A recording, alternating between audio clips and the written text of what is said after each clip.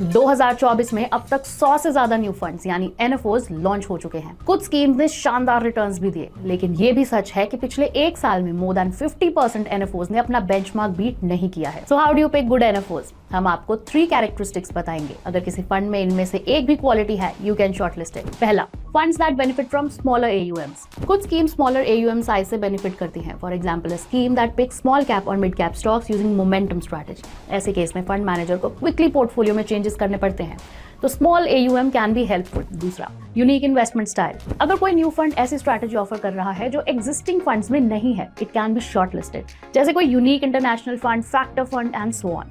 तीसरा, experienced fund manager. NFOs का कोई ट्रैक रिकॉर्ड नहीं होता, ऐसे में फंड मैनेजर का पास्ट रिकॉर्ड सॉलिड हो तो you know what to expect. इन 3 फैक्टर्स को ध्यान में रखें and consider a new fund only if it fits well in your portfolio.